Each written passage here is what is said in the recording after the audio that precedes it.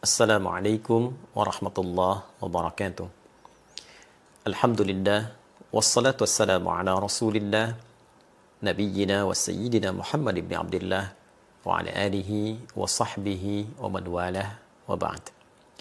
Saudara-saudariku, dimanapun kita semua berada, semoga video ini menemui kita semua dalam keadaan sehat, keadaan yang baik, keadaan yang mulia dalam berkehidupan, dan dibimbing oleh Allah Subhanahu wa Ta'ala untuk melahirkan beragam aktivitas yang bermanfaat serta bernilai untuk dunia dan akhirat kita.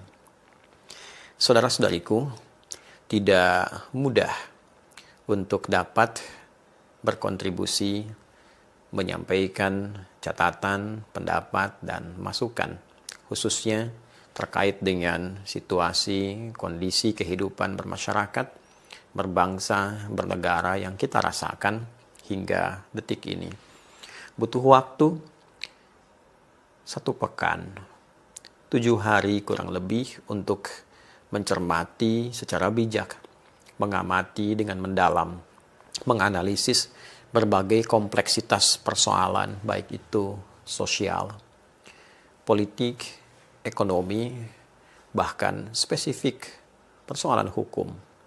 Tentunya beragam sudut pandang telah ditampilkan dari sudut pandang analis, tokoh, pengamat di berbagai bidang yang saya memiliki keyakinan insya Allah seluruhnya memiliki harapan yang baik untuk stabilitas bangsa ini, segala hal yang bisa membangun kecerahan berkehidupan, dan tentunya menampilkan semangat berkemajuan di segala aspek kehidupan berbangsa, bermasyarakat, dan bernegara.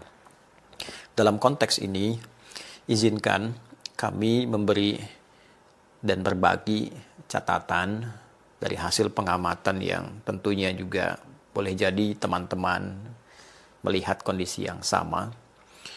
Dalam sudut pandang kami yang pertama, tentunya dalam kondisi seperti ini, kita diuji. Dan kita sepakat dengan ujian itu, namun kesepakatan kita setidaknya bisa kita alirkan pada satu titik yang memberikan satu gambaran pada kita semua bahwa di titik ini kita memerlukan negarawan. Kita memerlukan sosok-sosok yang menempatkan kepentingan kehidupan bernegara, bermasyarakat, berbangsa di atas kepentingan-kepentingan pribadi, faksi, golongan, ataupun entitas-entitas tertentu. Terlepas dari berbagai macam kepentingannya, keinginannya, persoalannya, kita harus mampu kembali melihat, harus mampu kembali meresapi, merenungi akan perjuangan orang tua kita yang telah mengorbankan darah, keringat, air mata, materi, jiwa yang tak dapat dinilai, yang diwariskan dalam bentuk semangat dan pengetahuan di makam-makam yang bisa kita akses, di pelajaran sejarah yang kita kaji, yang semua pengorbanan itu diharapkan menghadirkan generasi masa depan, anak cucunya, kita semua yang meneruskan semua itu untuk mengisi pembangunan negeri yang telah merdeka ini, negara yang telah berdaulat ini, dalam kebaikan, persatuan, stabilitas, dan kemajuan yang menginspirasi. Tentu jika kesadaran ini kita bangun pada diri kita, dalam aspek apapun itu, tidak akan kita mengorbankan kepentingan yang lebih besar hanya untuk menampilkan keinginan-keinginan terbatas, bisa parsial, bisa individual. Terlalu besar pertaruhannya. Bukankah yang berkorban itu juga orang tua kita semua? Bukankah ada generasi ke depan, anak cucu kita, yang memiliki hak yang sama, bahkan lebih barangkali dibandingkan kita, untuk dapat meneruskan perjuangan dan menikmati kehidupan berbangsa, bernegara, bermasyarakat yang tenang. Dari sudut pandang ini, tentu beragam bentuk persoalan yang dirasakan kita tarik pada dimensi praktikal. Yang memiliki persoalan-persoalan hukum, tidak harus dengan persoalan itu mengorbankan kepentingan yang sangat besar. Mohon maaf jika kalimat ini terlalu mendalam, tapi berapa banyak nyawa yang harus dikorbankan? Di samping materi, fasilitas umum, hal-hal yang mendukung kemaslahatan kehidupan bermasyarakat, berbangsa, mesti terkoyak hanya untuk melampiaskan hasrat tertentu. Dalam konteks kehidupan bersosial, apakah diharuskan satu aspirasi, keinginan diiringi dengan bentuk hal-hal yang sifatnya terlihat dan nampak merusak dalam konteks kehidupan yang lebih luas? Dalam kehidupan politik, apakah hasrat untuk meraih kekuasaan, kedudukan, mesti juga dibayar dengan pengorbanan yang luas, bahkan boleh jadi mengiris dan menghancurkan pondasi kehidupan berbangsa dan bernegara? Saya kira kita tidak menginginkan semua itu. Saya yakin semua kita anak bangsa menginginkan kehidupan yang tenang, yang baik. Dan di titik inilah sikap negarawan mesti ditampilkan. Kita membutuhkan, sekali lagi yang pertama, para pemimpin khususnya, para elit. Kita menunggu sifat-sifat negarawan yang sejati itu. Harus dibangun satu sifat kolektif untuk berkonsolidasi di semua aspek elit pemerintahan. Untuk melihat lebih dalam ke belakang, lebih jauh ke depan. Lihat kembali spirit perjuangan membangun bangsa ini. Lihat kembali anak cucu kita yang akan mengisi kehidupan berbangsa bernegara ke depan. Belum cukuplah kedudukan yang dititipkan sampai detik ini. Harta yang dihasilkan sampai detik ini. Kehormatan yang telah diberikan untuk membuat para elit-elit ini bersepakat membangun bangsa dengan suasana yang lebih baik. Ini persoalan yang pertama. Jadi bila semua sudah punya sifat kenegarawanan, walaupun tidak harus akumulatif 100%, saya kira di titik ini kita lebih bisa mengerti dan menyikapi persoalan dengan bijak. Kalimat ini tentu bagi sebagian kalangan awam dirasa masih lebih umum. Saya ingin berikan catatan-catatan dan masukan-masukan praktis yang sifatnya mungkin bisa lebih terakomodir dan boleh jadi wallahu a'lam, tapi kami berkeyakinan sedikit banyak mampu menyerap aspirasi di kalangan masyarakat luas. Dalam aspek hukum misalnya, bagi institusi-institusi yang terkait berkelindan dengan penanganan ini, di kepolisian misalnya, penting kiranya melakukan konsolidasi internal untuk bisa menyerap berbagai macam keluhan, kegelisahan, bukan hanya aspirasi yang dihadirkan oleh masyarakat, tapi juga mampu mencatat, mampu mendata keluhan apa saja, kegelisahan apa saja yang dirasakan oleh masyarakat umumnya terkait dengan interaksi yang terhubung dengan tugas-tugas kepolisian di lapangan. Tentu dengan catatan ini, bila kemudian diteruskan untuk membuka ruang komunikasi dengan menyerap segala bentuk kegelisahan, segala bentuk keluhan, atau secara umumnya aspirasi-aspirasi itu yang ditangkap dengan serapan yang baik, membuka ruang komunikasi, dan terjadi ruang dialog dengan masyarakat untuk menerangkan secara terbuka. Saya memiliki keyakinan bahwa setidaknya berbagai bentuk ekspresi-ekspresi yang ditampilkan saat ini, bahkan ada yang terlihat juga cenderung merusak dan sebagainya, itu bisa tereliminasi, termitigasikan, mana memang yang ingin menyalurkan kebutuhannya, mana memang tindakan kriminal yang harus ditindak. Lebih praktikal lagi, tentunya konsolidasi di dalam yang kuat, yang melahirkan satu kekompakan, satu komando untuk mengatasi beragam persoalan dengan cara-cara yang persuasif, yang baik. Ini tentu juga akan lebih cepat mengatasi eskalasi-eskalasi tindakan yang tidak baik yang terus kemudian statistiknya meningkat. Saya ambil contoh misalnya tentang almarhum Afan Kurniawan. Semoga Allah memberikan tempat terbaik, memberikan kesejahteraan dan kebaikan untuk beliau di alam kubur dan kemuliaan untuk keluarga yang ditinggalkan. Terlepas dari itu semua, bila mungkin bisa dilakukan dari pihak kepolisian, selain juga telah tentunya bertakziah, mengunjungi dan melakukan pendekatan yang baik untuk keluarga akan bisa lebih efektif jika orang tua dari korban ini bisa dipertemukan dengan 7 orang yang telah ditetapkan sebagai tersangka perbuatan dimaksud, dan 7 ini dipersilahkan meminta maaf, menjelaskan kondisi-kondisi mereka, meminta maaf kepada kedua orang tua. Lalu kedua orang tua memberikan respon dan menyampaikan pada masyarakat bahwa secara konstruksi sosial ini telah selesai. Tinggal proses pidananya secara hukum yang berlaku, silahkan diteruskan oleh kepolisian. Tentu dengan pernyataan ini, saya kira tuntutan-tuntutan yang terkait dengan almarhum setidaknya bisa selesai, bisa tuntas.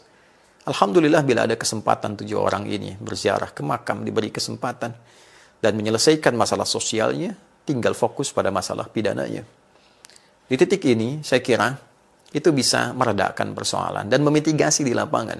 Jika ada kemudian suara-suara kembali meneriakan hal dengan persoalan yang telah tuntas ini, maka proses mitigasi itu bisa mudah dilakukan. Dan dengan mitigasi ini, klasifikasi pun ada ruangnya. Oh, ini yang menyalurkan aspirasi, ini yang memprovokasi, oh ini yang berbuat tindakan kriminal, sehingga penanggulangannya bisa dilakukan dengan lebih efektif. Ada konstruksi lain yang mungkin banyak diberikan masukan oleh masyarakat, tapi dalam ruang yang berbeda. Tentunya itu yang bisa didialogkan untuk kemaslahatan ke depan. Sisi lain, dalam konteks ini, tentu masalah politik juga tidak lepas dari sorotan, terutama konstruksi politik kita yang memang memerlukan banyak catatan, banyak kajian penyelarasan, dan banyak masukan untuk perbaikan-perbaikan ke depan. Dalam konteks ini yang menjadi sorotan khususnya dalam ruang legislasi, di legislatif. Pun demikian di eksekutif dalam konteks yang berbeda. Sorotan terkait dengan legislatif, saya kira beragam bentuk masukan telah ditampilkan. Tapi pada intinya, masyarakat belum menemukan satu ruang komunikasi yang efektif dari rakyat ingin menyalurkan masukan kepada wakilnya. Dan ditemukan satu jarak yang sangat jauh dari gerbang sampai ruangan. Belum sampai ruangan pun di dalamnya beragam bentuk testimoni yang ditampilkan oleh wakil rakyat itu sendiri. Yang menyampaikan bahwa dinginnya AC, kursi yang empuk, kadang-kadang membawa suasana kantuk yang dalam. Bisa digambarkan dengan jarak yang demikian jauh itu bagaimana suara-suara masyarakat, rakyat yang mewakilkan kepentingannya. Bukan kedaulatannya, karena kedaulatan tentu tidak bisa diwakilkan pada siapapun dari setiap warga negara Indonesia ini. Tapi kepentingan yang harus diserap sebagai aspirasi ini terasa jauh untuk didengar, terasa sulit untuk disimak. Maka ada baiknya, saya kira, desain bentuk bangunan yang dulu disiapkan untuk Ganevo oleh Bung Karno itu, yang memberikan makna keterbukaan, serapan aspirasi, kemudian harapan-harapan yang menghijau, sesuatu yang baru untuk kebaikan bangsa yang menyatu, akan lebih baik bila diusulkan secara praktis, dibukanya ruang komunikasi. 1 bulan 1 kali, dari daftar masyarakat yang alih-alih menuliskan dengan demonstrasi untuk izin, lebih baik dibuka pagar itu, didaftar dalam sebulan berapa yang ingin menyalurkan komunikasi dari aspirasi mereka, diberikan jadwal yang tetap untuk ditemui, diberikan rekaman yang bagus, dipublikasikan hasilnya, diupdate progresnya. Saya kira itu akan lebih efektif. Para rakyat yang mewakilkan aspirasinya, kemudian disampaikan dengan jadwal yang terukur, diterima dengan baik. Masyarakat tidak harus membawa sesuatu yang membahayakan, apalagi membawa alat-alat yang dapat merusak. Pintu dibuka, ruang diberikan, didengar aspirasi. Ini akan lebih efektif dibandingkan mungkin ada dana taktis yang harus datang ke masyarakat, menyerap aspirasi, berikan kesempatan mereka untuk datang yang memberikan kontribusi langsung berupa pemikiran, aspirasi, atau keluhan yang memang selayaknya untuk didengar. Itu akan lebih efektif. Yang kedua, tentu terkait dengan pola komunikasi, dan ini telah banyak disoroti, bukan hanya kemampuan untuk menyampaikan satu statement, bukan perkara public speaking. Saya kira penting juga para anggota dewan ini belajar tentang sosiolinguistik, melihat variabel-variabel di masyarakat, bisa memetakan dengan bijak sehingga bisa memberikan statement yang arif, yang tidak beresiko menurunkan bahkan menjatuhkan kehormatan para anggota dewan yang melekat sifat terhormat di dalamnya. Ini penting. Dan yang ketiga, saya kira ini persoalan mendasar dan cukup dalam. Dan ini butuh kajian yang lebih lagi. Konstruksi di legislasi kita itu didasarkan kepada satu penyatuan aspek politis. Di dalamnya ada ruang-ruang kepartaian, membentuk fraksi. Sementara dalam konteks kepartaian sendiri terlihat dari sudut pandang saat kita melakukan pemilihan umum, baik itu untuk legislatif, pun demikian pemilu untuk kepemimpinan dari level daerah sampai dengan pusat.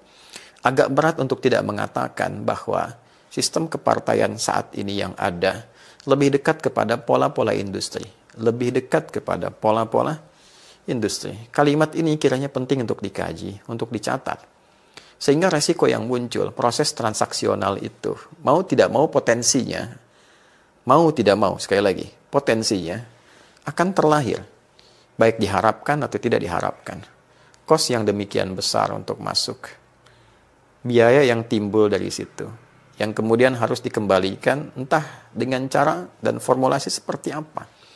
Sehingga pola ini membawa dampak pada kebijakan-kebijakan yang seringkali tidak mudah ya untuk dilakukan, yang seringkali membutuhkan satu bentuk kegiatan-kegiatan untuk sekedar melegitimasi hal-hal yang tadi ingin didapatkan sehingga setidaknya bisa mengembalikan modal-modal yang telah dikeluarkan di awal. Ini menjadi perbincangan rahasia umum yang tersebar di masyarakat. Mungkin ke depan usulannya bagaimana konkretnya?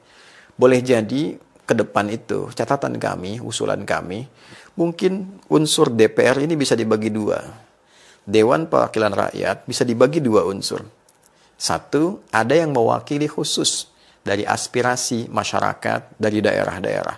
Itu yang disebut dengan DPD, Dewan Perwakilan Daerah, yang mewakili menyerap aspirasi langsung dari masyarakat. Senator-senator itu mungkin akan baik bila 580 itu komposisinya bisa dibagi dua.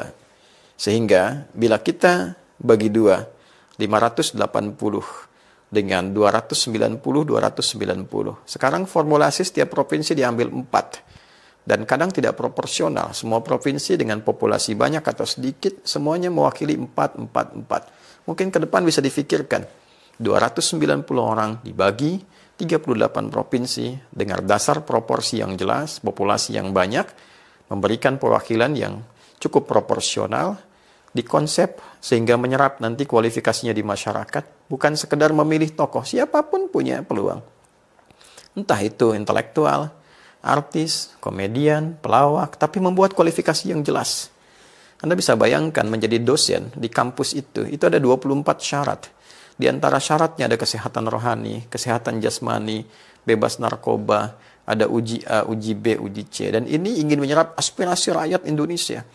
Kualifikasinya mesti jelas. Tingkat pendidikannya seperti apa. Pengenalan terhadap daerahnya bagaimana. Penguasaan terhadap masalah-masalah tertentu seperti apa. Jika ini bisa dilakukan, ini akan fokus menyerap kepentingan masyarakat sehingga dalam konteks kehidupan berlegislasi, kepentingan masyarakat akan lebih terwakili. 290 lebihnya, ini bisa dinamakan dengan DPP, Dewan Perwakilan Partai. Jadi DPR dibentuk dari DPD dan DPP. DPP inilah nanti yang memiliki fokus yang tinggi dalam konteks politik untuk melakukan check and balance dalam kepentingan politik dengan eksekutif dari segi politik. Sehingga dengan itu, saya kira fokusnya akan sama-sama saling berimbangi. Yang satu mengawal jalannya pemerintahan, kebijakan-kebijakan politiknya. Yang satu menyerap aspirasi masyarakat untuk didialogkan, mencari chemistry dengan kepentingan politik yang baik, melahirkan kemaslahatan yang komprehensif. Mungkin boleh jadi bisa diterima, ataupun boleh jadi bisa dikaji kembali usulan ini. Tapi dengan cara ini setidaknya kos untuk bisa dikeluarkan tidak terlalu melahirkan resiko-resiko transaksional untuk ke depan. Baik itu persoalan yang berada di lingkup dewan, ataupun juga yang diterjemahkan dalam konteks pemerintahan di eksekutif. Karena bila pola ini terjadi, pada akhirnya semua kebijakan apapun yang akan dijalankan, dieksekusi dalam konteks pemerintahan di institusi manapun, karena harus bergerak berdasarkan undang-undang. Undang-undang dibahas kemudian di Dewan Perwakilan Rakyat dan tidak menutup kemungkinan potensi transaksional akan selalu terjadi. Tidak menutup kemungkinan, sehingga semua saling mengikat. Nah, ketika semua saling mengikat, kohesinya begitu kuat dan tersandera dalam berbagai hal, ya, inilah yang kemudian menyebabkan kadang-kadang keputusan-keputusan arah tidak menjadi jelas. Keputusan terikat dengan konsesi bersama, sehingga bila terjadi gejolak di arus bawah di masyarakat, keputusan tidak berlangsung cepat. Karena harus mempertimbangkan aspek ini, masukan ini, pertemuan ini, kesepakatan ini dan itu, sehingga dipastikan tidak ada masalah secara politik ke depan. Dipastikan tidak ada satu hambatan ya dalam konteks kepartaian ke depan dan sebagainya. Ini yang membuat kemudian kehidupan berbangsa dan bernegara dalam formulasi yang lebih luas tidak mudah untuk dilakukan. Saya kira sekali lagi rakyat tidak boleh ada yang lapar sesungguhnya. Teorinya demikian. Karena kadal faqru ayyakuna kufra. Ya, kelaparan itu seringkali mengarah kepada terbentuknya satu tekanan yang kuat ya untuk bertindak menyimpang.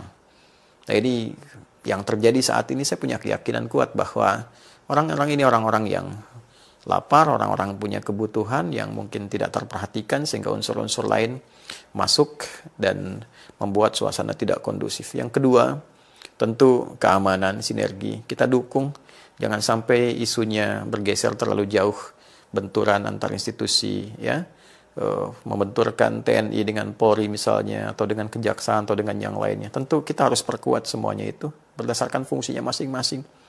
Jangan sampai bergeser isu terlalu jauh sehingga kita tidak bisa merasakan satu stabilitas yang kokoh.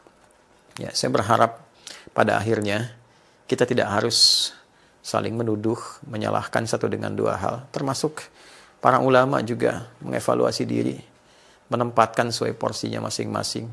Ormas-ormas melihat kepada sisinya. Saya kira sekarang kita bisa bersinergi. Di HUT Polri saya melihat bahwa Polri melibatkan unsur-unsur masyarakat. Dari NU saya lihat ada Bansar dalam parade, dari Muhammadiyah ada Kokam dan yang lainnya. Tentu kalau ini dilibatkan menjaga lingkungan masyarakat yang saat ini demonya dimasifkan, tapi malamnya entitas lain juga hadir dan tidak masuk akal. Demo apa yang dilakukan jam 12 malam, jam 1 malam, jam 2, jam 3 dini hari. Ya, saya kira klasifikasi itu penting untuk kita semua. Ya, adik-adikku yang masih remaja-remaja dan kita semua masyarakat, semua abang, kakak dan semua, kita bersaudara. Kita bersaudara. Kita bersaudara. Sebuah ras, bangsa, setanah air. Walaupun boleh jadi agama kita berbeda, keyakinan tidak sama, tapi kita sepanjang satu Indonesia, sepanjang satu negara yang sama, kita berkeluarga, bernegara. Mari kita berpikir ulang. Kembali lagi mengingat tentang keberadaan kita. Saling menyayangi. Ini lebih bulan Maulud, bulan terlahirnya Nabi Muhammad SAW, yang membawa risalah kasih tanpa batas, rahmat bagi kita semua, khususnya bagi umat Islam. Ayo kita merefleksikan keteladanan dari Nabi Sallallahu Alaihi Wasallam untuk selalu memperbaiki diri dan pahami apa yang saya berikan catatan dengan utuh supaya tidak dipotong-potong, ya potongan-potongan itu menyebar lagi, diolah kembali jadi hal yang tidak baik, dan itu sesuatu yang sangat tidak diinginkan.